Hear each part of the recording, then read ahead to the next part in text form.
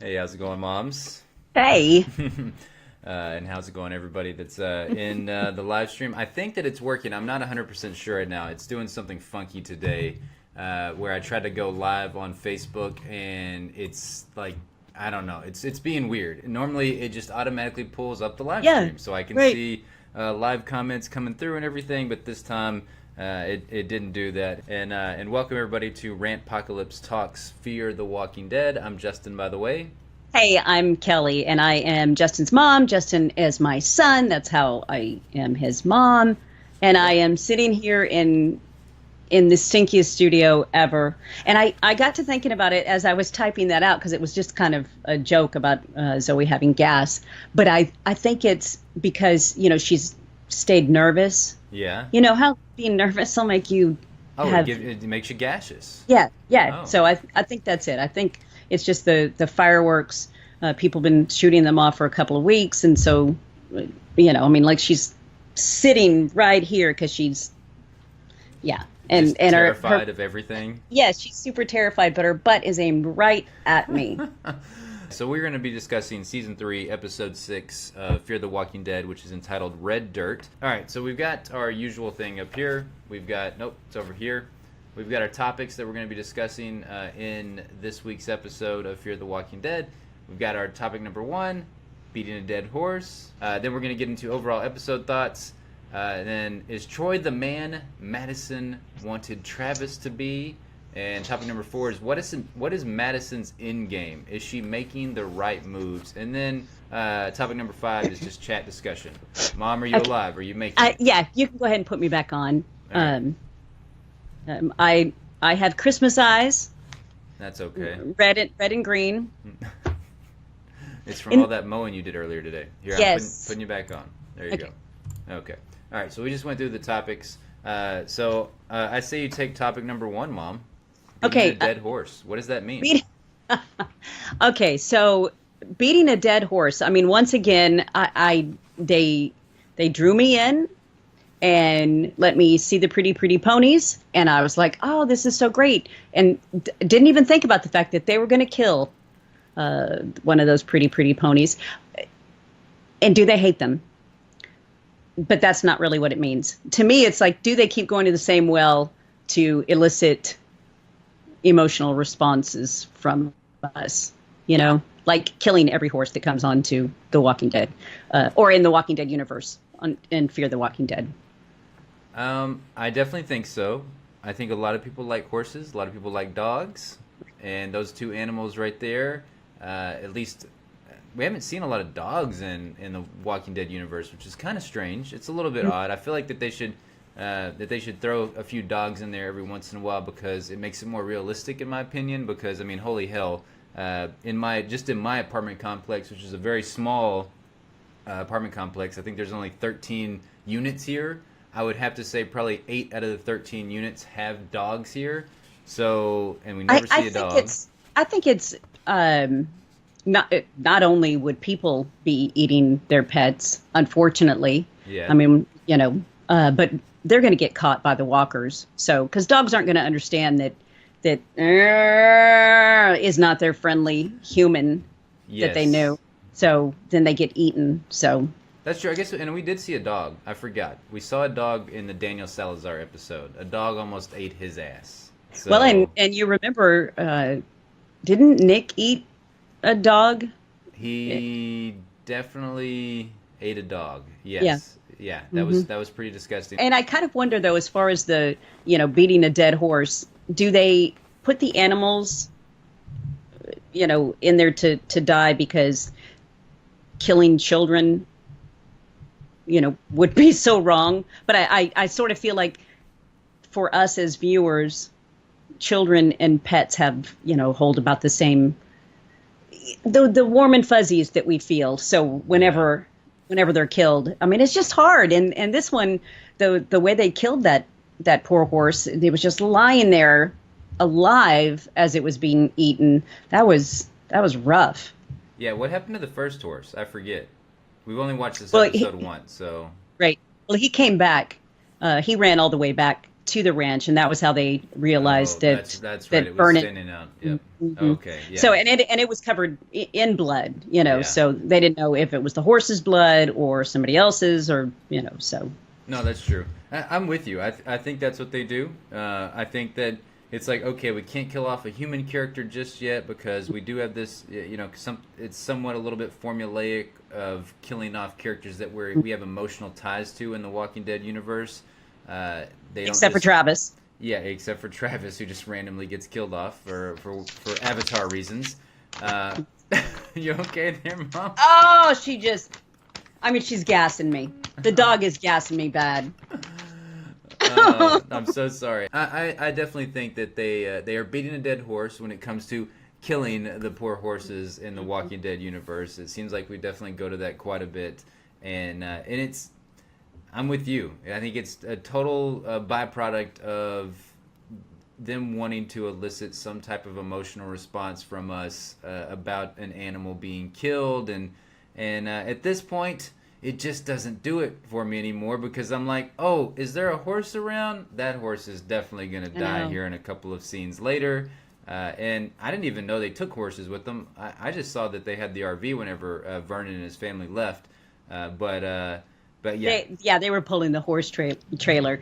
They should have shown us the horses in advance so that we could have gone, oh, so cute, so pretty. So Yeah. that I don't know. I feel like they kind of let us down on making me feel like shit about it because I didn't. Well, So I think overall, Fear the Walking Dead has let us down in making us feel some type of emotional response to any of the characters being killed. When you really think about it, the show as a whole overall, we haven't really felt that way about any of the characters, right? They're I guess the only one, and it's very weird to say this, that I actually got, it elicited some type of emotional response from me was Chris. The character that everybody hated was the one that whenever he died, it hit me. Like I was, I was slightly devastated for that character. His death, I thought it was just this terrible, terrible death that Chris got on the show. I mean, it was just really rough. He put his faith in these dude bros, douchebags. yeah, and it ended up biting him in the ass and everything. So Yeah, it really is sad because I felt like, I mean, I felt something when Travis was killed, but I think it was more surprise than anything. I mean, it was shock. I mean, we're right at 3.5 seasons in. I don't feel it for these people. yeah, I just don't think we will, and I think that's okay. Like that's my bed. And I'm Yes, sleeping in it now. we've you come know? to terms with it. Yeah, like So. I don't think we're ever gonna feel the feel goods about any of these characters on Yes. the show. I definitely think that's just this show at this point. I don't think that we're ever gonna feel anything for these characters. If Madison died in the next episode, it would be more shock and disbelief than Right. it would be sadness or anything. I think the only character that I would probably feel sadness for. Of is, course. Well, Alicia. but even and yes, it's because she is very attractive. But two, she, at this point is the only character without blood on her hands, right? She's the only character that hasn't done anything just vile and terrible. Because Nick hasn't gone out and been like an evil person, but the way that he betrayed his family and left his family to me is it's not unforgivable, but it's still like a very shitty thing that character did to his family. So like if Nick died, I would be shocked and in disbelief again. But I don't know if I would be sad or not. So Yeah, I thought it was really interesting. Nick's character to me has made quite the change since they've come to Brokejaw Ranch, and that is he seems to be more invested in his family. I mean, he didn't even go after his boo. yeah, that was very surprising to me that he did Wasn't not that go after odd? Luciana. Yeah, it was very odd, but I felt like it was a weird peace that he had come to with Luciana. The fact that she didn't leave, or the fact that she left, and it didn't bother him as much because she made her choice. She didn't make the choice to be with him, and that is a weird and very mature thing for Nick to do, is to let that happen and just let Luciana go without going after her, without like raising a stink or anything like that. I think it was a very mature move on his part to be like, she wanted to get out of here. I wasn't like the one for her, and it's okay. So yeah. But let's see. Tanya said Alicia is my favorite, but she's also trying really hard to care about these folks. Yeah. Elizabeth said, you don't think it makes for better TV if we do care deeply? Do you want to feel deeply?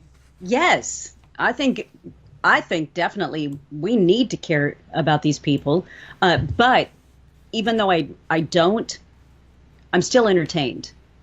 Yeah. This season, I am entertained. I haven't necessarily been in the past. In the past, it's been I don't care about you, and I'm not entertained. So at least I've got the entertainment value. And I don't know. Maybe it'll happen. I don't see it. Yeah, I don't ever see it because I think that's the point of the show. I think the point of this show is just to see that other side. And I know a lot of people argue. They're like, well. There's no heroes in this show, and that may be hurting the show is just that there's not really a character that you can ultimately root for. But right. I think it's okay, and I think the way that the show's going, it's better for it because they're not trying to make Madison out to be this good person that just has to do these vile things in order to protect her family. No, they're really painting her as this just terrible human being at this point, and I'm loving it more so for the way that they're painting her character. Yeah, and I don't feel like she's a terrible human being. I just feel like she's I just feel like she is trying to take care of her family. Whatever human being while she's doing it. I did want to point out something that Elizabeth said real quickly though. It was a correction for me.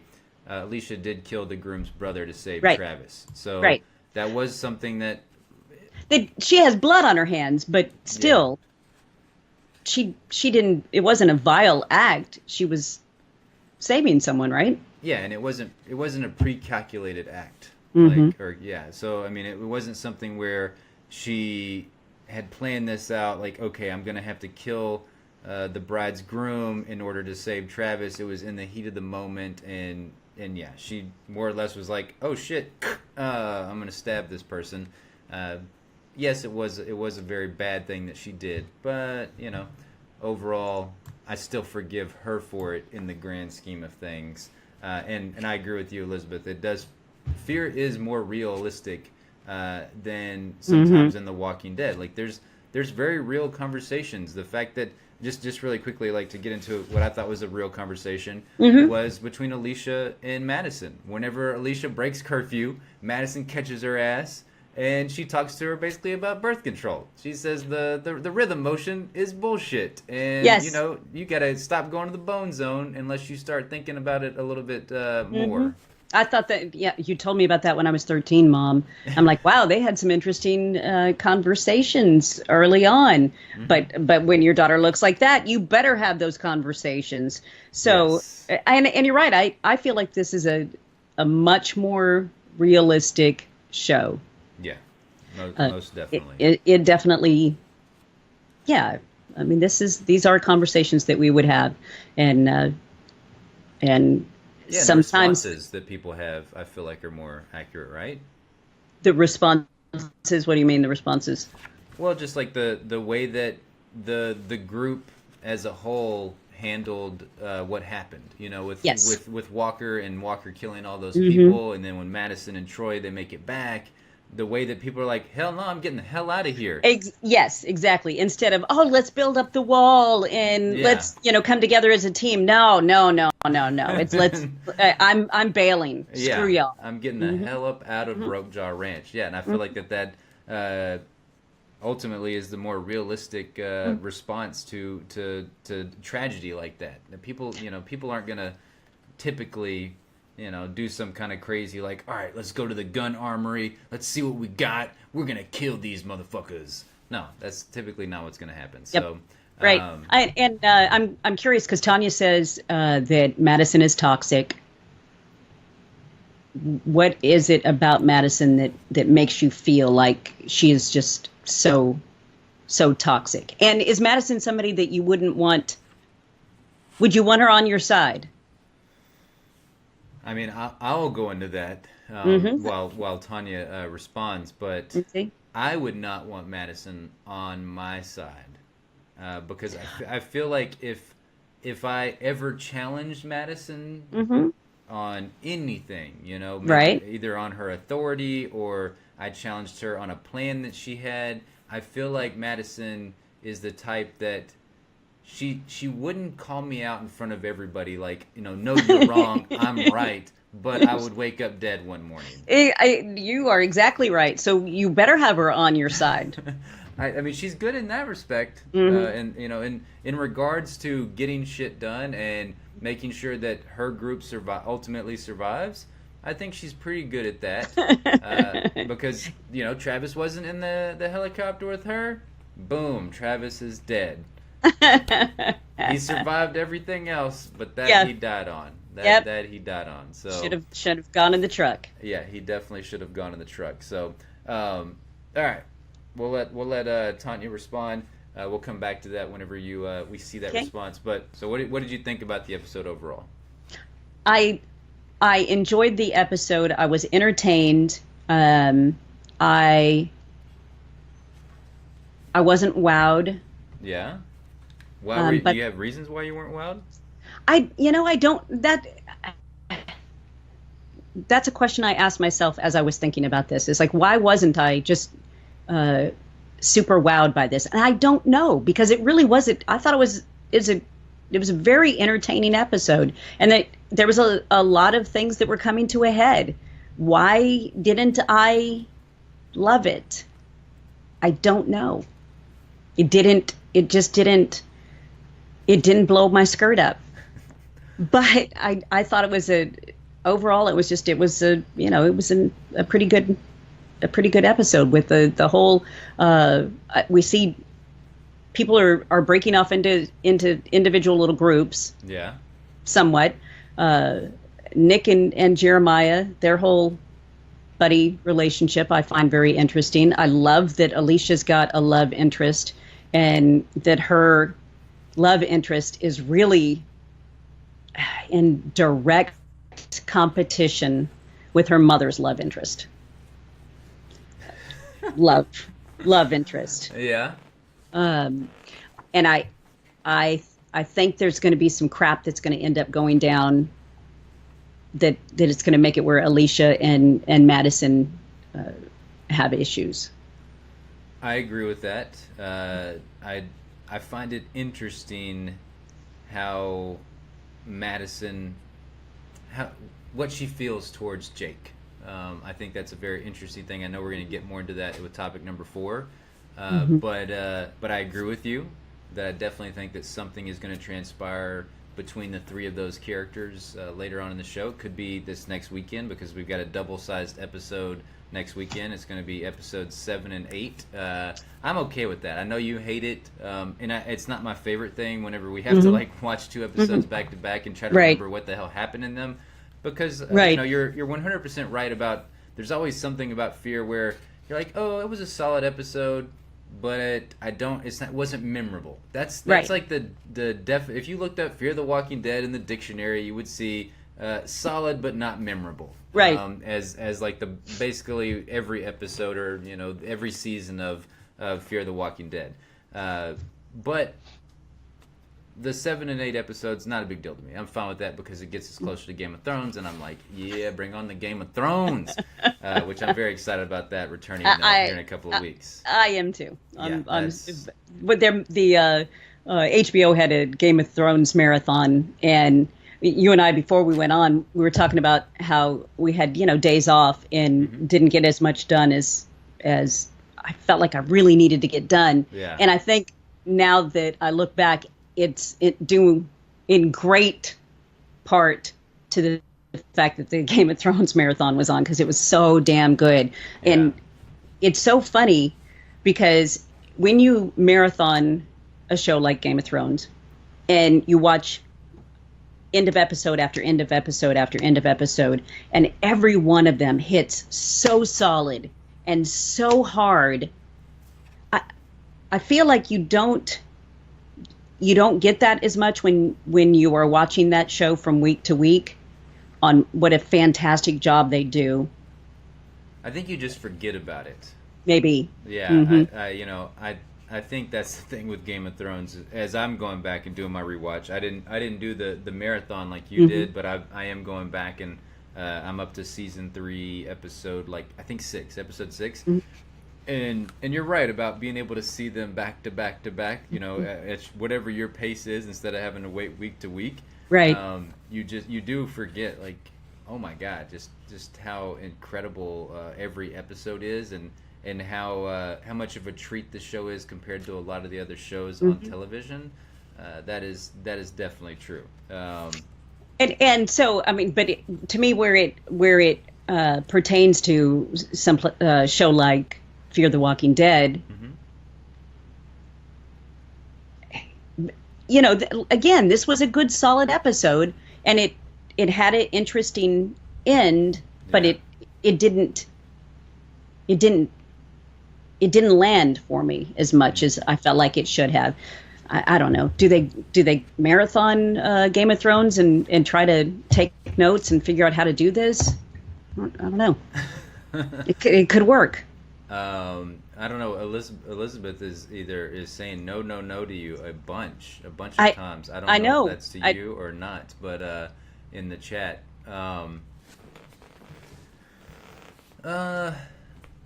I think I'll disagree with you on this week's episode. At least as far as for me. Hey, what's going on, Sue Ellen?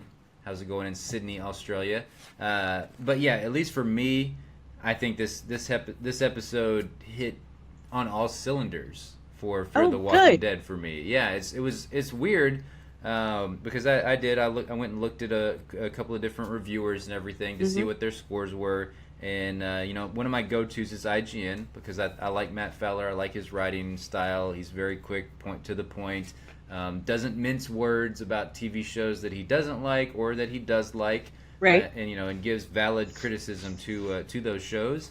And, he's typically pretty harsh on Fear the Walking Dead and The Walking Dead.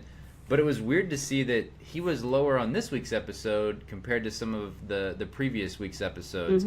And I think the reason for him was that this week focused so much of just at Brokejaw Ranch, and I think that for him maybe he felt that they should have had something woven into the story about Walker. We just got introduced to this Walker character last week, and should have sprinkled it in a little bit of at least seeing him or something. So I think with that is a negative this week that you can if you thought it was a negative or if anybody else thought it was a negative, I would totally understand because I do think that whole Walker scenario is going to turn into nothing. It's going to turn into nothing, and that is one of the biggest problems with the Fear the Walking Dead story. I would love to eat my words if that's not the case and Walker turns out to be a more pivotal player on the show, but I think that all Walker is just a side quest on the road of Madison becoming the de facto leader of Brokejaw Ranch, and I don't think that Walker's going to play that much into it. But I was okay with Walker not being in the show this week. I love getting the focal point being on the drama within Brokejaw Ranch, and I love it. I love the drama of these characters. I think it's very interesting.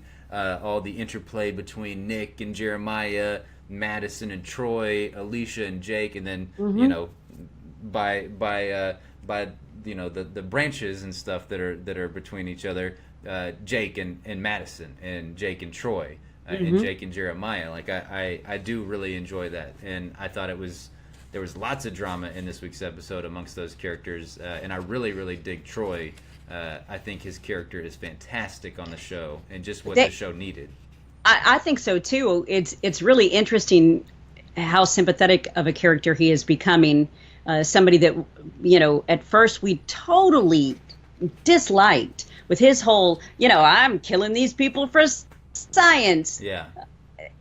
That whole thing, and really, there's so much more to him. I feel like maybe Madison is helping him, guiding him a little bit. No doubt about it. She's definitely guiding him. somewhere. I don't know. I don't know if that is guiding him to his death, but she's definitely guiding him somewhere. Yeah. So it's, but that's cool though. Like you've been a little bit higher on some of the Fear the Walking Dead episodes the past couple of weeks than I have been. I'm definitely. This was one of my favorite episodes of the season for Fear the Walking Nice. Dead. Yeah, no, it's weird. I really enjoyed seeing how everybody responded to the threat of Walker, and like seeing Vernon and his family run off, and just seeing like just the crazy depths that Madison is taking her game to, which I think is very interesting. Do you want to get in topic number 4 and then kind of go in reverse order and talk about Madison, or do you want to get into the Troy? Just whatever you want to do. I don't have it pulled up in full screen, so I don't even remember what topic number 4 is. So you just go. Well, topic number 4 is, what is Madison's end game? Is she making the right moves? So, what do you think about Madison overall in season 3 and what she's been doing? I mean, she's been moving a lot of the chess pieces around so far this season. What do you think about it? You know, it's like, dang, is she completely evil? Because they did have a somewhat of a dynamic that was working there for them between Jeremiah and his 2 sons. You know, he had the one son that was the level-headed one, and the other one that was the kind of crazy get things done son. Yeah. So I feel like she's trying to stir all of that up. Yeah. And make them go against each other. I don't really know why. I'm enjoying it though. Yeah. I am thrilled by the fact that she's just going off the rails. I don't know why she is. I don't know where she's headed with it, but I'm thoroughly enjoying the fact that she's just. I think she is kind of evil. Yo, she is kind of evil. We may be having issues. Sorry, Elizabeth said, sorry guys, it's hanging too much on my end. I'm going to pop out and try coming back. Yeah, okay. I don't know. We may be having some intranet issues. I'm not sure. We haven't dropped any frames or anything, but no. But and Tim just said he was asking, do we think Madison is a strong asshole or just evil? I think it's both. A strong asshole or just an evil asshole? Oh yeah. Yeah, I think she's both for sure. I think she's a mixture of both. I definitely think her end game is exactly what she told us earlier on in the season, whenever she was talking to Nick and Alicia that this is their new home, and they're either going to assimilate into this new home and work well together with everybody at Brokejaw Ranch, or she's going to take it over, right? With Nick and Alicia. So. I definitely feel like she's working towards that end with Troy, and you're right that she's building a wedge. You know, she's driving that wedge right in between Troy, Jake, and Jeremiah. This episode more so than really any other episode, and the way that she's just like completely manipulating Troy is, again, to me, it was a joy to watch in this week's episode. It was so much fun. You know, she's just pulling the strings of Troy and just making him do whatever the hell that she wants him to do. I wrote down for this number 4, what is Madison's end game? Is she making the right moves? I wrote just a few of these down, and maybe you can add to them. Just in this week's episode, one of her moves was lying to Nick, or withholding the truth about what happened to Vernon and his family. As they came back with Vernon and his family. Madison, you noticed that too. Like Madison was the one to pull up the sheet and show off Vernon and the family being destroyed and just gutted and nasty looking and everything. She didn't let the leader, which is Jeremiah, do that, because you would think he'd be the one. Everybody looks up to him in Brokejaw Ranch, but she was the one that pulled the curtain back, so to speak, on Vernon and his family.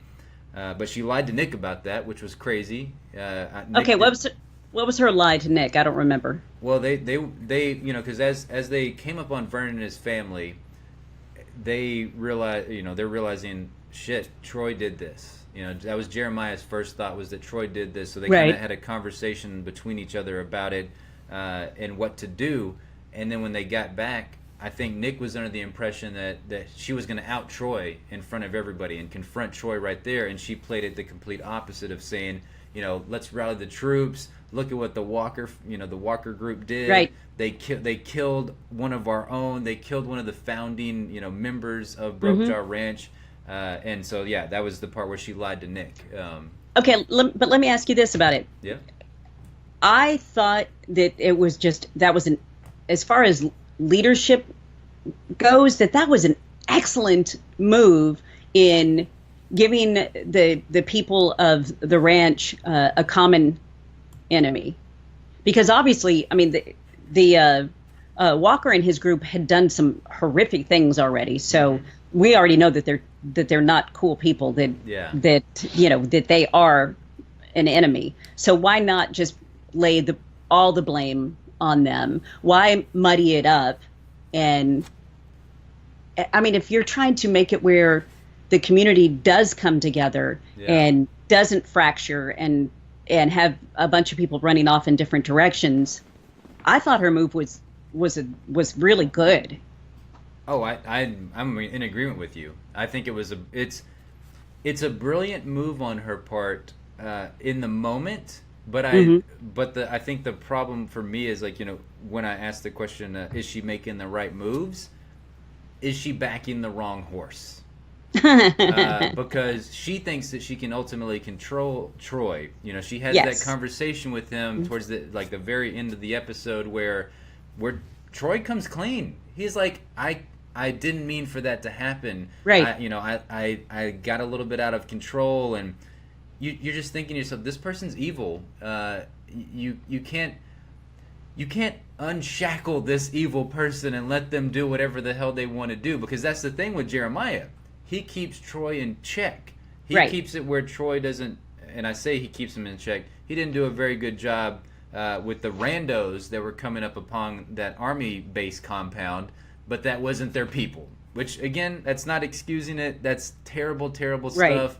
But at least at the end of the day, he wasn't letting the evil out on the freaking people of Brokejaw Ranch. Like, I know, his best but friend. he's just like, it keeps him entertained and keeps him away from the ranch. So, we'll just let him do his thing. Yeah, let him do his thing out there. As long as as long as he doesn't kill me in my sleep, yes, we're all good here. Yeah, right. So yeah, I agree with you totally that I think it was a brilliant move, and I think it not only was it a brilliant move to get to rally the troops, but if she is trying to be the leader, it's a brilliant move on her part as well, because she looks like the strong leader of Brokejaw Ranch, where you've got Jake and Jeremiah kind of like backpedaling, like, we're gonna hold out, we've got the weapons, we've got the fences, blah blah blah blah blah. She's like, motherfuckers, we're gonna come kill you. Jeremiah's just yeah, exactly, and hitting the sauce, that's for sure.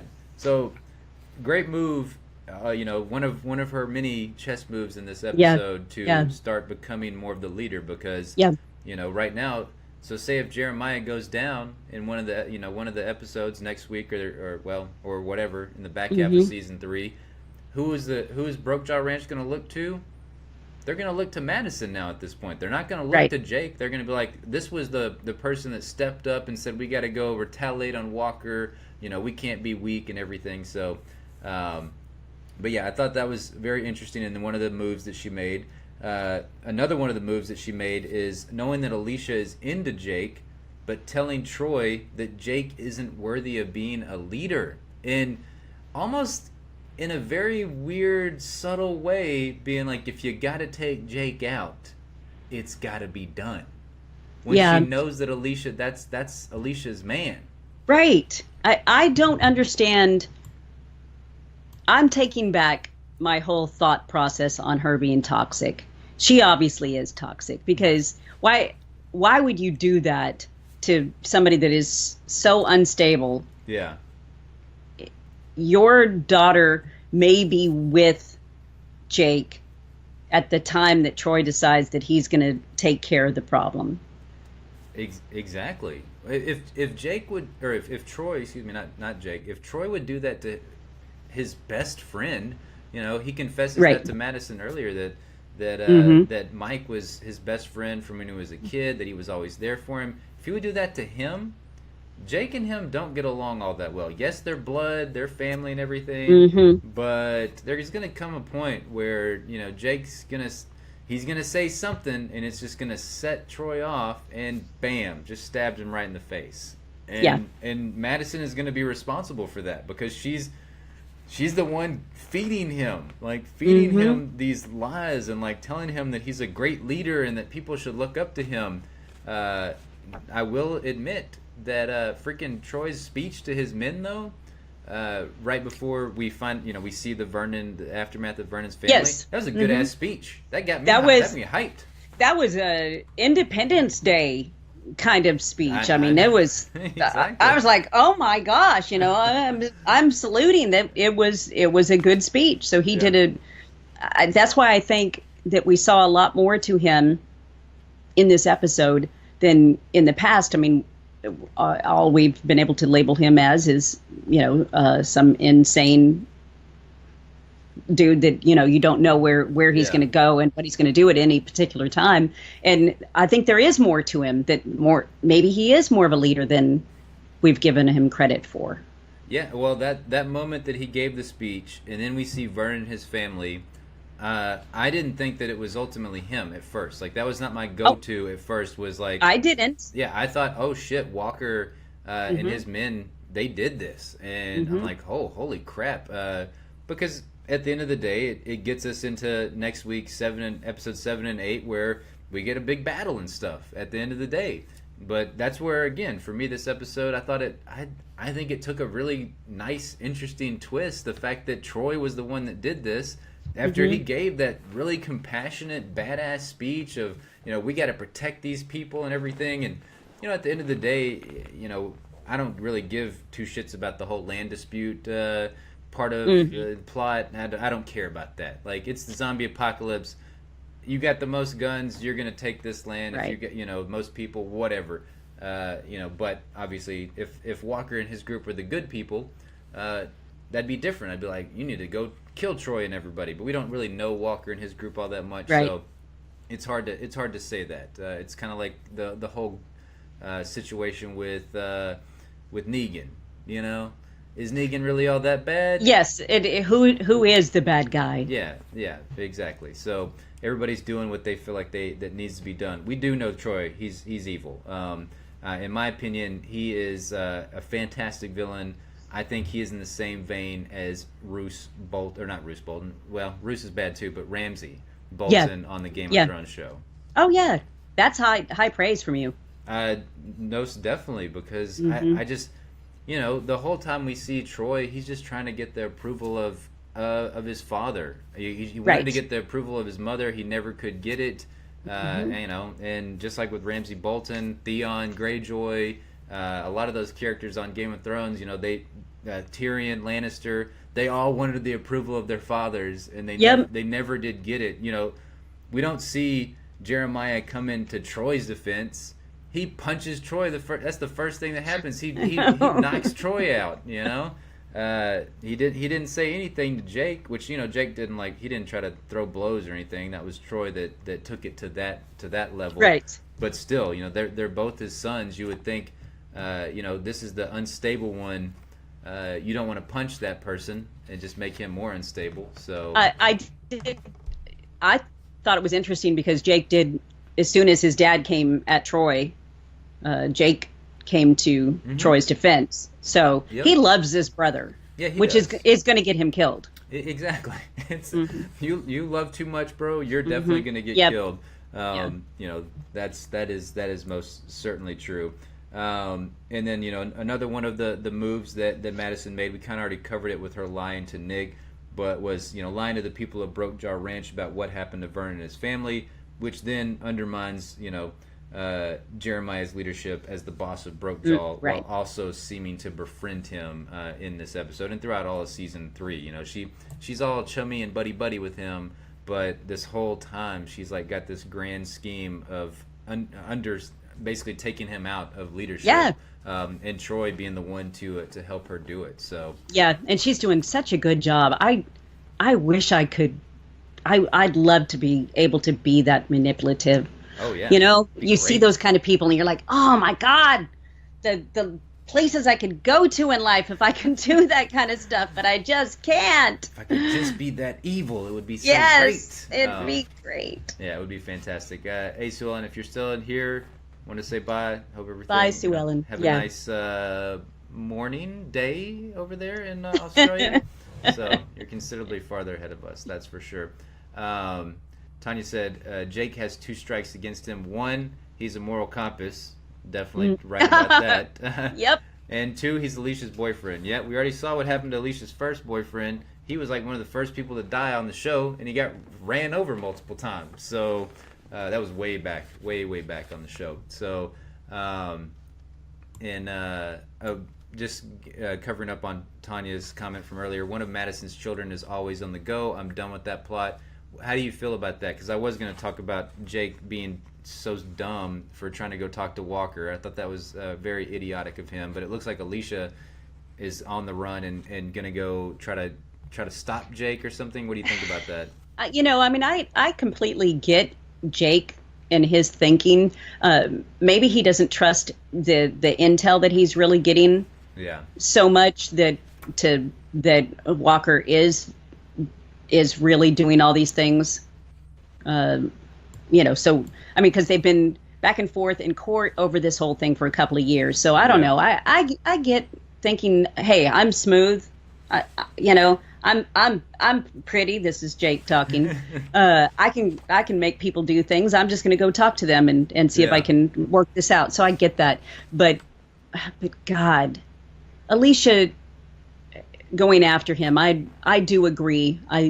I don't really love the whole idea of, okay, you know, we can't keep both of our chicks in the nest at the same time. So yeah, they've definitely played that out. Mhm. You know, I to that end, I think it would have been much better had in that moment Alicia gone to Jeremiah and Madison and said, "Hey, Jake, he bailed. He thinks he's gonna go talk Walker down. He's a freaking idiot. This isn't the pre-zombie apocalypse. There's no rules. There's no law. There's no courts or anything like that. They're gonna peel his pretty hair off. Yeah, exactly. Yeah, they're gonna do some crazy shit. They're gonna set him on fire.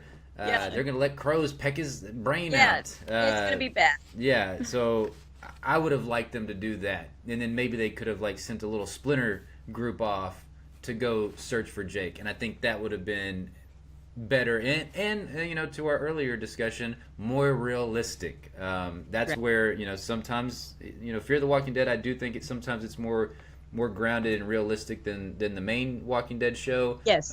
But on the main Walking Dead show, they don't do as many idiotic things, and in season 3 they haven't done as many idiotic things lately. But Alicia going off on her own, Jesus, come on now. That's just stupid. I put hashtag dumb for both of them. For Jake and Alicia, if they're going to try to both go off. That was stupid. But I don't know. Maybe it's just a way to get some alone time. Yeah, I mean, well, they already been going to the Bone Zone. And they have. Why go in the Bone Zone out there in the woods when you got perfectly good beds to go to the Bone Zone? You know, and I thought that was really interesting too, because when they start the fires, which we assume was Walker's group starting the fires, but at this point we really don't know who it was. It could have been Madison, for all we know, to, you know, point blame at Walker's group. Yeah. Madison lives in a house. Mm-hmm.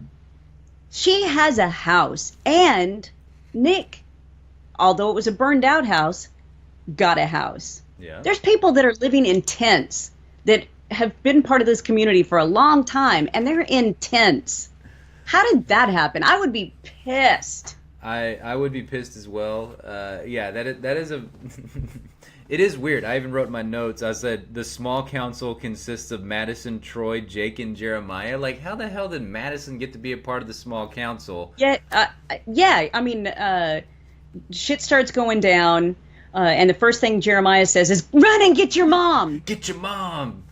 And he's like, What the hell? why do you make it? I don't. It doesn't matter. Get your Yeah, mom. I know it's not logical, Yeah. but we have to move this story along in that direction. So Yeah. get your mom. Yeah. So That was that was a weird part too. I mean, mhm. they're don't get me wrong. Yes, The I Fear the know. Walking Yeah, Dead has a lot of those where you're just like those head scratching moments. You're like, right. why would you what that doesn't make any sense. Like in reality, Jeremiah would be saying, "We got to get Troy. We got to get Right. Jake." Like he wouldn't be Right. going out to hey, fetch me that new chick. I don't remember her Yes. name, but she came in last week. And, Yeah, get Blondie. yeah, yeah, exactly.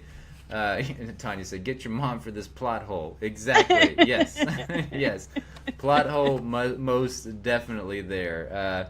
I've gotten to where I forgive Fear the Walking Dead more than I should on that kind of stuff. I mean, if Game of Thrones did that crap, I'd be like, what the hell Yeah. happened? Like, Right. who the hell wrote this amateur hour episode of Game of Thrones? But Fear the Walking Dead is a different show, and Right. unfortunately, we've had to temper our expectations Yeah. with Fear the Walking Dead over the last couple of seasons. Still enjoy watching it from week to week. Yes. And again, I'm really interested in seeing what happens next week. I think Well, could be fun. if you go back and look at the conversations that we had last year at this time, Oh God. oh my God, Justin was pulling his hair out. So he was miserable. So for us to come as far as we have with this show, that we're enjoying it. Yeah. I mean, they're doing a fantastic job of at least making it entertaining. Most And I am definitely. curious, where the hell is this going to go? What are we going to do with this? So Yeah, I agree. Last year we couldn't even do podcasts on Fear the Walking Dead. We did like really quick, 10, I think 6 Really? 10, 6. Yeah, no. Last year on Fear the Walking Dead, we did a lot of really quick videos. We didn't do full on podcast discussions for at least not every episode of Fear the Walking Dead. And we've discussed this show. I mean, we're already like almost about to hit the hour mark on Fear the So, Walking Dead. we talk about it longer than the episode aired. Exactly. So, and yeah, Tanya, you're completely right. You have to forgive them, or you wouldn't watch. Right, Yeah, right. That's definitely how I feel about Fear the Walking Dead as well. Okay, so we've covered number 4. I think. What is Madison's end game? To be the leader. Yes. That's her end game. She wants to control Broke Jaw Ranch. Is she making the right moves? I think that's very subjective. Do you feel like putting Troy in control is a smart thing? I do not feel that way. It's going to get, I think, Jeremiah killed. Potentially, Jake may die to the hands of Walker in episode 7 or 8. Like, I Right, could totally right. see that happening. I could see Alicia getting captured, and then Madison's she'll probably have to rethink her game plan because Alicia gets captured, and yeah, maybe Yeah. who knows? That Maybe, could be where they're going with this. yeah, I don't know. But I think as far as our death bets, I would definitely bet that Jake is not going to make it to the second half of this season. I'd be curious to see if this whole Broke Jaw Ranch stuff wraps up in episode 7 and 8, which I think could be kind of. I did crazy. see a preview. I didn't. did? It was a very, very short preview. One of their little 15-second ones at the end of the episode, and Jake is got the shit beat out of him. So by the hands of walkers. Oh, Okay. I haven't seen So, it, but I figured that was what would happen. Tim said the overview of this show is they are all scared shitless and looking for a fearless leader. Madison is projecting that. Yep. And you are right. I think she's, to me, has a very governor vibe. Yeah. Not Negan, because Negan does some terrible, terrible things. Yeah. But in my opinion, Negan has still more of a level head and actually has built up a better kingdom. I think. Yeah, system of rule for sure. Yeah, yeah. So I kind of Madison just feels like the governor to me.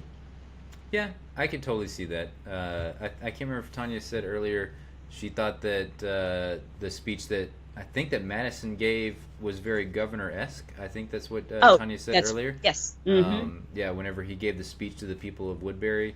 And Tanya said, I think half the season, the half season is going to end up with both her kids on the other side. Yeah, because we still haven't seen Ophelia. We don't know where the hell Luciana went. Like, is Luciana going to show back up? Where's Daniel going to end up in all this? Is he going to make his way into the Walker camp, or is he going to make his way into Brokejaw Ranch? Like, you know, where's Strand going to end up? Those are all like very interesting things. And could it come to be where we see Madison up against Daniel, Ophelia, and Luciana with Walker's group? I don't think so. I just don't feel like, again, I don't feel like Walker's group's going to go anywhere. I feel like that's just going to be a skirmish. Walker's group's going to get wiped out, and then it's like the focal point will be back on Madison controlling Brokejaw Ranch because Jeremiah, like, most likely lost his life in that battle, and then Troy being around, and her putting all her bets on Troy, and then how's that going to play out with her? What Troy I'm and Nick. Really, really hoping is that it doesn't end up. I just pray that they don't do this to us. That the mid-season is that ranch, burning to the ground. Oh God, no, please. And them being on the road again. Yeah, I don't want to see that. Yeah, and plus that Brokejaw Ranch seems to be that's got to be a sweet ass setup for filming. They're not filming in a real life hotel or anything like they were for season 2. They didn't have to build a prison out like they did in The Walking Dead, or take over a small town like they did it with Sonoy in Georgia. I did hear just a little part of The Talking Dead, and they are filming this in Mexico, and they said that the weather plays a huge factor, and if they get a lot of rain, they can't get in and out of that ranch, and so they have to really watch the forecast. And okay, we got rain coming, everybody out. So oh, that's crazy. Well, yeah, it'll be interesting to see. Do you have any other thoughts on any of our other topics? I don't think did we ever get to topic number 3? Is Troy the man Madison wanted Travis to be? Do you have any thoughts on that? Or oh God, I mean, that was my favorite topic. Throw it at me. Let me have it. The whole Troy versus Travis, Madison and Travis never had anything that we could feel like was a reason for them to be together. And so when she makes these crocodile tears about him being gone, my husband, they killed my husband. He wasn't your husband. He was barely your boyfriend.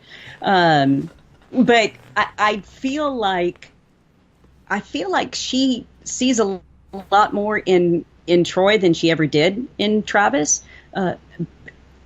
Troy will, he's a little insane, but he will do things that aren't politically correct, that are crazy, things that I think she wanted Travis to do to protect the family. That he never would. So I think it may not be a sexual relationship. Yeah. Neither was hers and Travis. So we, exactly. can't use that as ever had sex. Yeah. So, but I think she sees a lot more in Troy than she ever did in Travis. I could totally see that. Tanya said earlier, Troy is a straight-up soldier, which works perfectly for Madison. I completely agree with that. I think Madison wants somebody that lives in. She wants somebody that, I guess, lives in that, not even the gray area. She wants the black and white area, but she just wants it only one color, and they're trying to kill us. You kill them. She doesn't want that person to think. No thinking.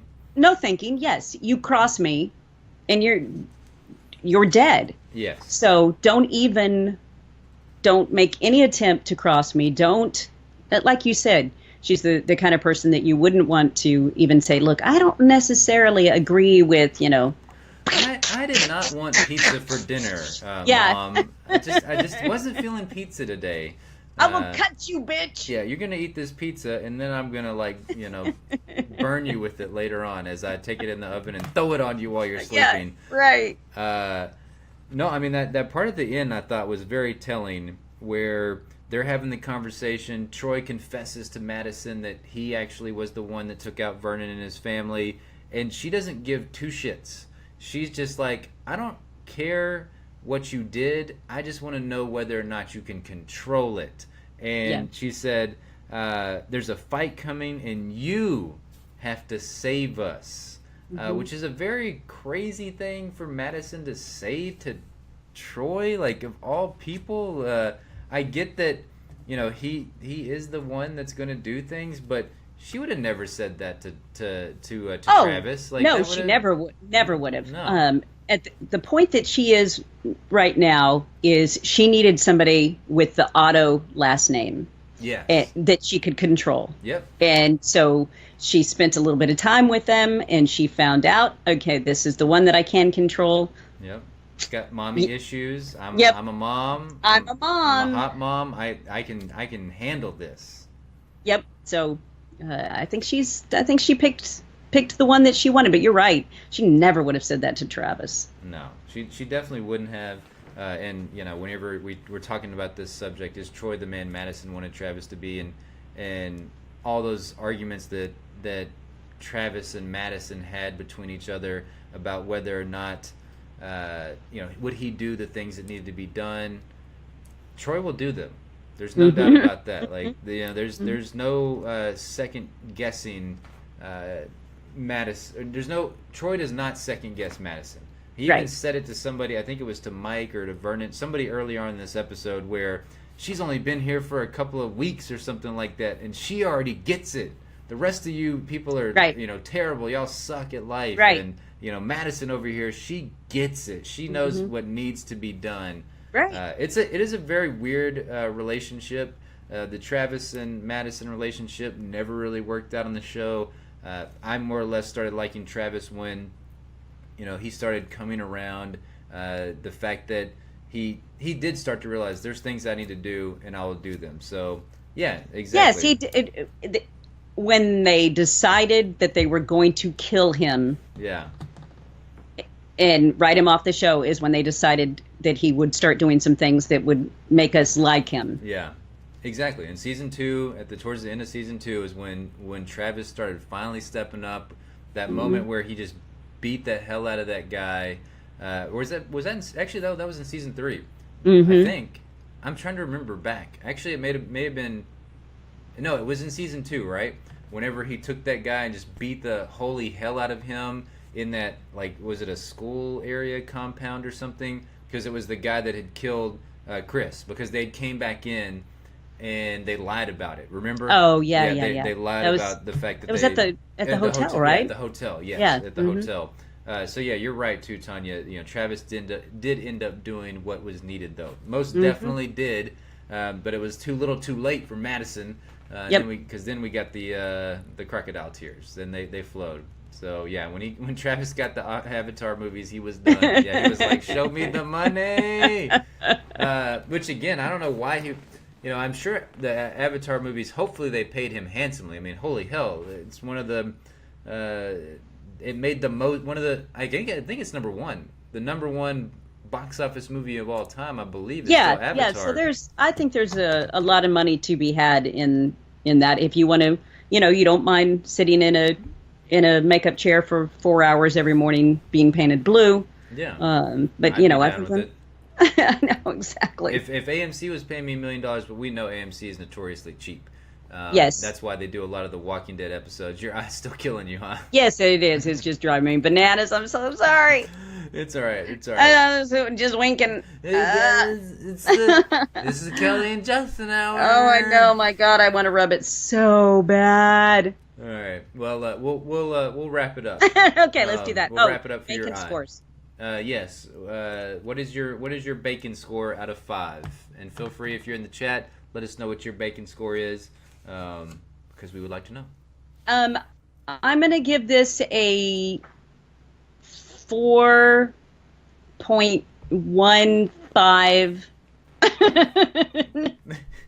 bacon. 4.15 repeating. Yes. 4.15. What the hell is that? Well, it's not quite 4 1/4 bacons.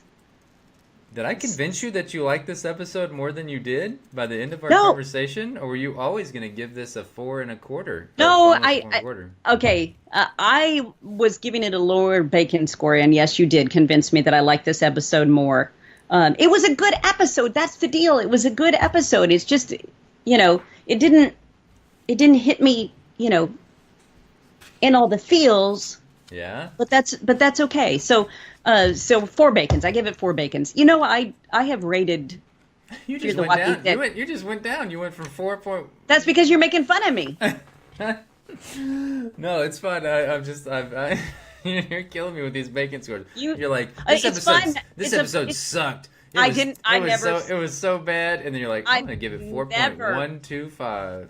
I never said it sucked. I'm just kidding. And you are Madison in between the two of us. Oh, who are you then? Madison. I don't know. I'm just whoever nice person that you're manipulating. I did. I manipulated to give. I manipulated you twice there, I guess. Once to get a higher score than what you were originally going to give it, and then to like immediately take off the 0.125 bacons. Somebody's going hungry. They took that 1.25 bacons away. So, all right, so what's your score? I'm the exact same as you. I gave it a 4 out of 5 bacons. That's my highest bacon score of the season 3 thus far. Is 4 out of 5. Love the focus on the Brokejaw Ranch characters and how they dealt with the losses Walker dealt them. And yeah, Troy was great. Okay, now if you go back and look at my bacon scores for this season, yeah, I've given it notoriously high scores all season long. So yes, you have. So the four bacons is actually the lowest so far, I believe. I'm not sure. We'd have to go back to the tail of the tape. Yes. And I'm too lazy to go back to the tail of the tape. But yeah, that's I think that is one of your lower scores. You have been very generous to Fear the Walking Dead. I've typically skirted around that 3 to 3.5 mark all season long. But yeah, really, still not bad. Still not bad. No, not bad. I dug this episode. I thought it was overall it was a good episode. Excited to see what happens on the big 2-episode finale, mid-season finale of Fear the Walking Dead. We'd love to hear you guys' thoughts on the episode. If you're watching this on YouTube, definitely leave your thoughts in the comment box down below. You can also email us. It's rantpocalypse@gmail.com. We are at some point going to have this in podcast form, so it will be up on iTunes and Stitcher and all your podcast services. It got to be where it was a little bit. It's expensive to host a podcast because the more people download it, the more money it costs you for the server. So I was like, it's so success really wasn't a great thing. Exactly. The more successful we got, surprisingly, the worse it was on my wallet. So we haven't figured out ultimately what we want to do with that. But if you want to help support us, you can go to Patreon. It's patreon.com/rantpocalypse. We would love for any support. It would be great to help offset some of those server costs because it's crazy how much they can rack up after a while. It's great because you're like, hell yeah, our downloads are going up and up and up, but then it's like, oh yeah, your wallet's going down and down and down. So, but yeah, we will be putting this up in podcast form very, very soon because I know that we have a lot of people that listen to it more in podcast form than they do on the live stream. No doubt. Yeah, I mean when you can download it and listen on your way to work or when you're mowing the yard and getting crap all up in your eyeball. Exactly. Yeah, it's perfect time. Mm-hmm. Next time, hopefully, my mom's eyeball won't be destroyed. But yeah. We hope you guys have a fantastic 4th of July. Enjoy the fireworks. If you've got pets, give them some good hugs tonight because they definitely get scared during all the fireworks. And thanks so much for hanging out with us. Tanya, you were great with all of the feedback and everything during the live stream. We really appreciate it. And we hope you guys have a fantastic rest of your week. Look forward to seeing you guys next week for the double-sized mid-season finale. Bye. Bye.